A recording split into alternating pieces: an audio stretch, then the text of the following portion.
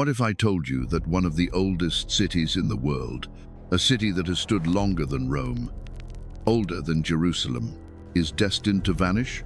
Not crumble, not decay, but vanish suddenly, turn to ash, silenced overnight. This isn't ancient myth. It's a prophecy, a direct warning from the book of Isaiah. And it doesn't just say Damascus will fall. It says it will become a ruinous heap, that it will melt, like cities melt under nuclear fire. And here's the terrifying part. That moment nearly happened, and it may happen still. For thousands of years, it stood proud, ancient, unshaken, Damascus, the jewel of the Levant, the cradle of civilization, the city that never fell. Until now, what if I told you that the Bible foretells not just the fall, but the obliteration of Damascus, not through gradual ruin, but sudden, total destruction? And what's more terrifying, the pieces of this prophecy may already be falling into place. Let's go back. Before Damascus is mentioned, the book of Isaiah begins with a different warning, one that echoes like a prelude to the storm. The fall of Moab, a prelude to judgment. In ISAIAL 15, we hear of Moab, a once great nation on the eastern edge of the Dead Sea. This was a land rich in strength and legacy, descendants of Lot, Abraham's nephew. But Isaiah opens with the words, "Because in the night Ar of Moab is laid waste and brought to silence. A kingdom fell not over generations. Not through war, but in a single night. Their joy vanished. Their cities fell quiet. Their power meant nothing." Why? Because of sin. Because pride blinded them. Because they trusted in their gods, not the living God. Chapters 15 and 16 speak of weeping, desolation, and terror. The people of Moab lost not just their homes, but their hope. Their destruction served as a warning. Those who defy God will fall, no matter how high they rise. It was not just a story of one nation's fall. It was the opening act to something greater, something more dreadful. Damascus, a city that should not fall, but will. Then comes Isaiah 17.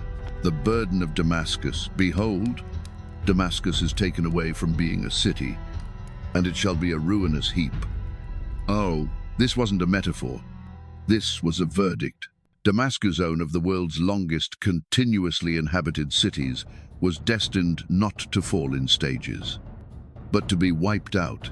But why would God focus an entire prophecy on this one city? Because Damascus wasn't just any city. It was the capital of the Arameans, descendants of Shem, son of Noah. It was a hub of trade, language, and power. The people of Aram spoke Aramaic, the very language Jesus himself would later speak. In Genesis 10:22, we read, "The children of Shem, Elam, Lashur, Arphaxad, Lud, and Aram." Ends. Through Aram came the Arameans. Through them came Damascus. It was old even in Isaiah's time, known then as Damascus, and earlier still as Sham, possibly named after Shem himself.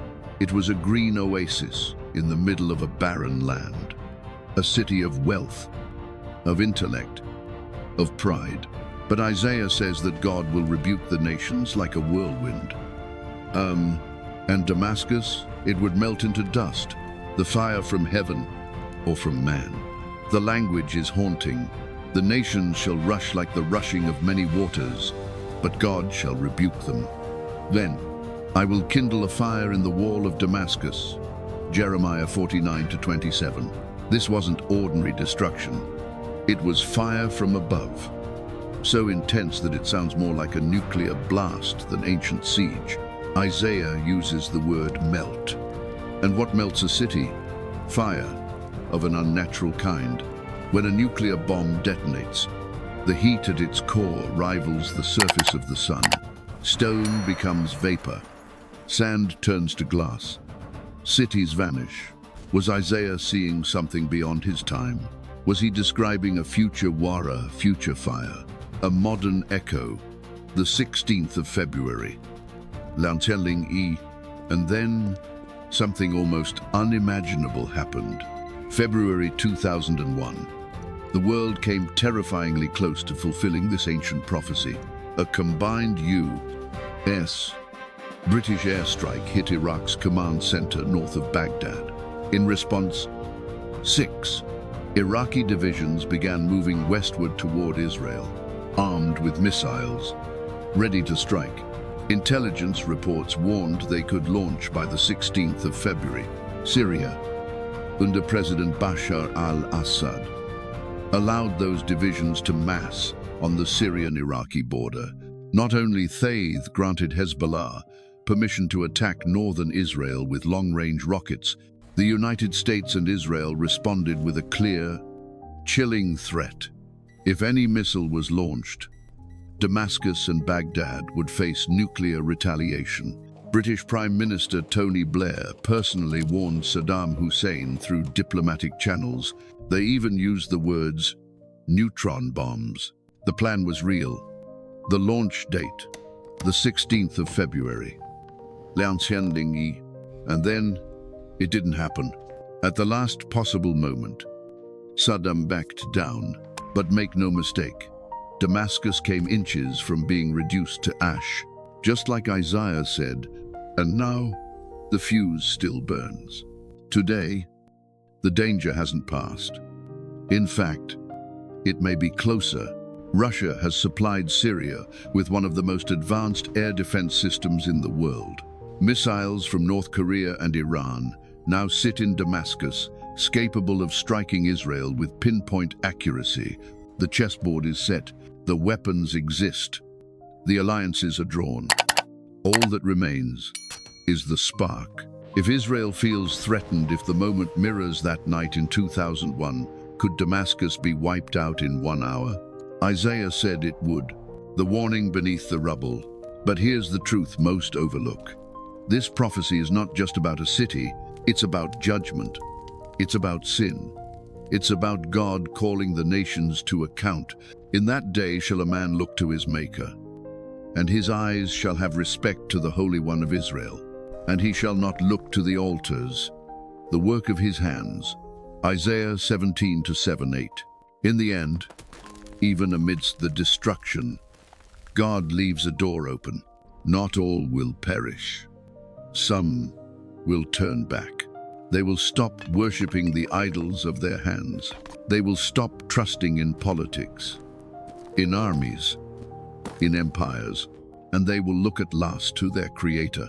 Final reflection, a prophecy for today. The destruction of Damascus is not random. It is divine consequence. It is what happens when people ignore the one who made them. We read these chapters and think, that was ancient history. But then we look at 2001. We look at Syria today.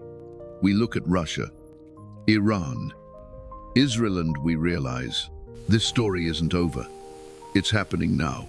And the deeper message is this: you can't escape judgment by building higher walls.